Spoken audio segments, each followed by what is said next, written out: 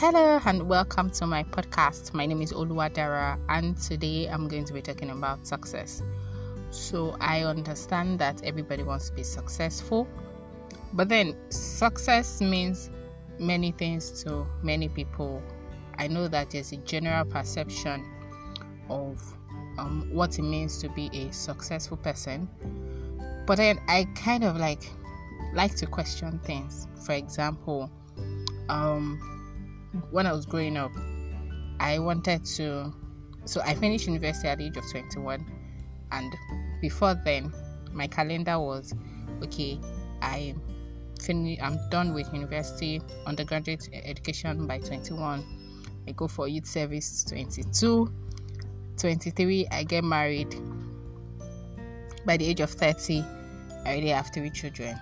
So and then I'm done with childbearing and all of that. But then that just seems to be like the natural progression. I remember when I was done with university and then people were asking, Alpha. Where's the guy?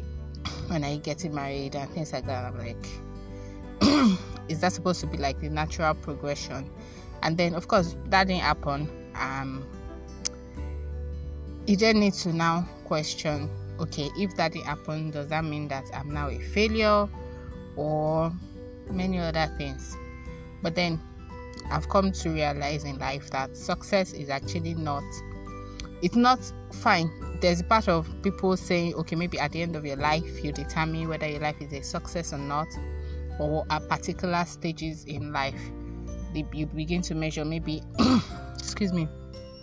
at 30 you're like, okay, so what have I accomplished at 30, comparing that with the general accomplishment of your age group.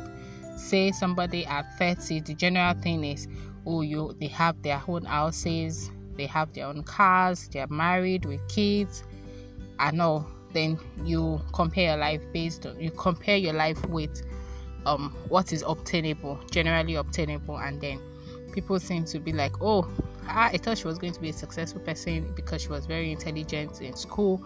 Or see the person that was not as intelligent as you were is now more successful than you are. Sometimes it's basically just money.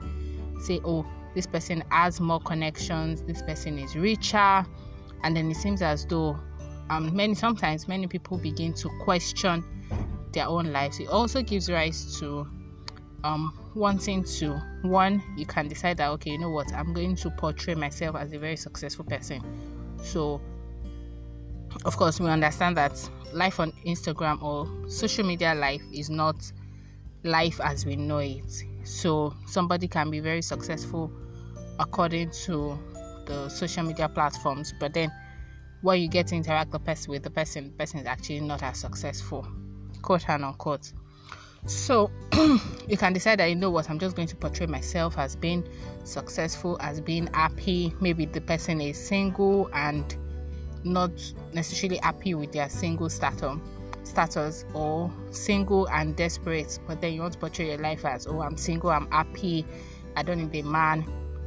Or you're married and maybe you're not particularly enjoying your marriage, or there are aspects of your marriage that you would, of course, there's no perfect marriage. You would always have room for improvement in your marriage, but then portraying your marriage as, it's perfect, everything is fine, everything is good. I'm not actually expecting anybody to come out and start complaining about their husbands or their wives, because it's a marriage. So you expect that sometimes things would you guys will have misunderstandings that you probably sort out, or you need to call a third party to to sort out and all of that, so which is fine. But trying to overcompensate, trying to measure up with what the other person is doing. Say this person is now a bank manager, and then you want to say, it's not by being a bank manager, or okay, maybe I'm not a bank manager, but I'm also a very successful entrepreneur. I have my own cars, I have my own houses and all of that, which is not necessarily important, because you need to be able to define what success is to yourself.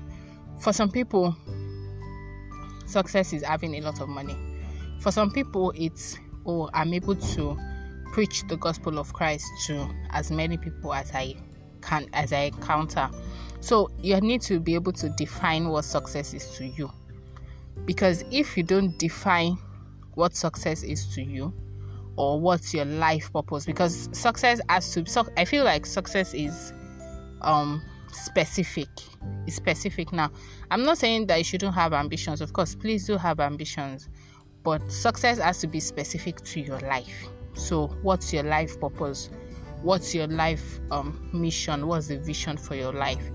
Then you can then tailor, oh, this is my path. As they say, everybody's path is different. Make sure you're on your own lane, on your own path, not pursuing another person's, you're not on another person's path and feel like, oh, you're making progress, because at the end of the day you discover that, oh, this is actually not my journey. So you need to be able to define what success is to you.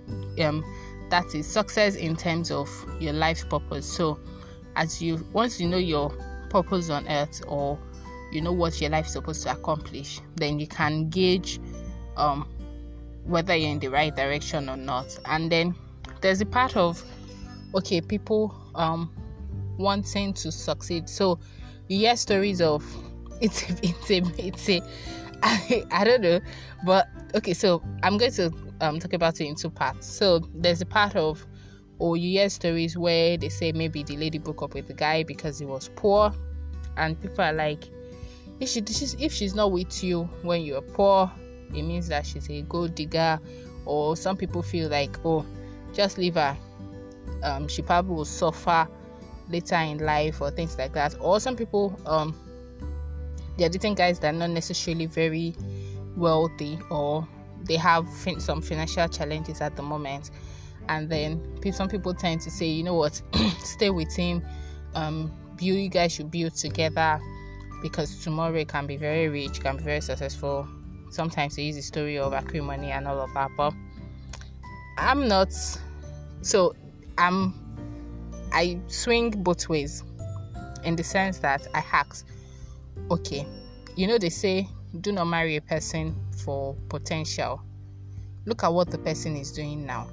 For example, you need to talk about financial management. If the person is not managing that 50k, that 100k, that 200k, that 300k well now, when the person has 300 million, trust me, the person will not know how to manage it. That's just the simple truth. So rather than waiting till when the person has what at this point you're probably calling enough money, you need to look at watch the patterns, because that is what it will just be amplified basically. If you cannot manage 500k now, 500,000 naira now, it means that when you have 500 million naira, you will not still be able to manage it, except things change, like you've improved yourself and things like that. So if you decide to stay with the person that is still struggling financially, make sure it's your choice. Make sure you're not staying because, oh, you don't want a situation whereby maybe some years down the line the guy is now rich and is telling his current wife that that lady dumped me because I didn't have money and things like that. Make sure that's not the reason why you're staying, because there's really no point. And I say that, fine, as much as we hear stories of we have a lot of rag to riches stories, there are actually a lot of stories that are rags to rags, like 20 years, 30 years, all their lives, they never actually prospered in the sense of, oh, rags to riches. So you need to be able to decide, will you want to say 10 years down the line, 20 years down the line, this person is actually not as rich as you expect, would you still want to stay with this person? So if you don't want to stay, please leave.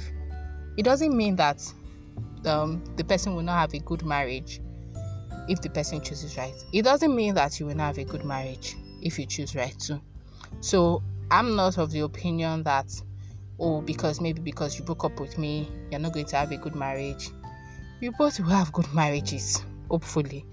But then even if the other person or both of you don't have good marriages, it's not going to be a function of, oh, because I broke up with this person when the person was poor. No, it's not going to be like that. So there are stories of people. So basically what I'm trying to say is that not everybody that is poor today, as they say, no condition is permanent. Yeah. But not everybody that is poor today will eventually become rich. That's the honest truth. So you need to decide by yourself that, okay, I'm going to stay with this person no matter what. Or I've seen patterns that I like.